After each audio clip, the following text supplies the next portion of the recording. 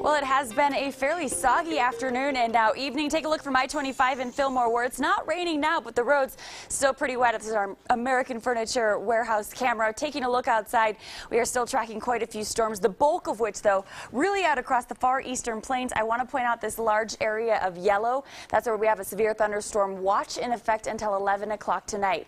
The only severe weather that we are tracking currently is associated with this line of storms that's continuing to slide across Cheyenne County. We are tracking severe thunderstorm warning still in effect through about 5:45. These do include Cheyenne Wells. We also have a flash flood warning that is in effect for Kit Carson until 7 o'clock. A bit farther toward the west, we showed you that really awesome storm picture just before the commercial break. This is the storm that we were looking at from Lyman, traveling off toward the east, producing some heavy rain and even some hail. Getting a bit of light rain right around Schriever Air Force Base in Colorado Springs currently. These storms all traveling off toward the east. Want to point out this is an outflow boundary. Think of it as a mini cold front. It's the result of rain-cooled air that hits the ground beneath the thunderstorm and then spreads out. In Pueblo, we likely had a very cool and strong wind that moved through not too long ago.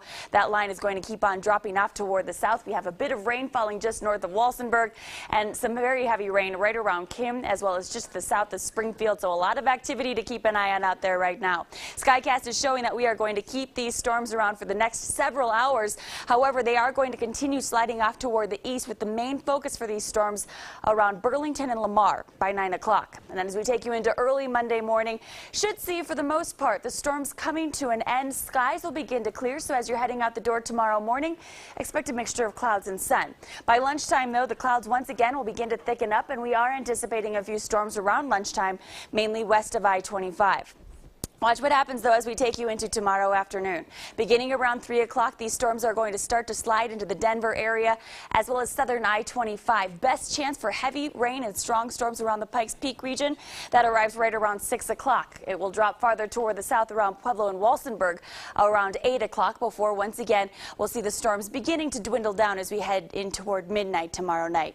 Temperatures tonight will be dropping into the 50s and 60s. High temperatures tomorrow, we're going to keep them cool in the 70s and 80s. For most across the lower elevations. 59 degrees is all we're going to get to in Leadville. We are going to track a very active day tomorrow, very similar to today. We're going to keep the storms around on Tuesday. Tuesday, another 50% chance for storms. But heading into Wednesday, we'll start to taper off that storm chance, dropping it to 20%.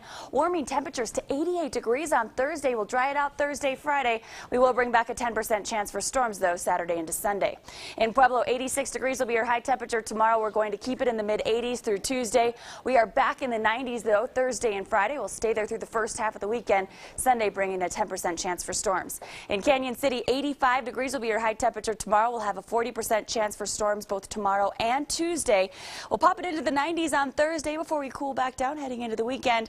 And Teller County, we are even going to see a few dry days in Teller County, something that I don't think I've had in the forecast for quite some time. 70 degrees will be the high temperature tomorrow. We'll drop it into the 60s on Tuesday, Thursday, and Friday, looking to be very nice. So as if you weren't already looking forward to Friday, there's one more reason to do so. All right, just get through the next couple of days. Exactly, yeah. Hopefully we will get through the next couple of days unscathed, but stick with us because, I mean, the storms that we'll see out there tonight and again tomorrow will have the potential of becoming strong to severe. So we'll keep a close eye on and we'll keep you ahead of the storms. All right. You'll be here all night, Rachel. Thanks. And did the rain dampen any the game?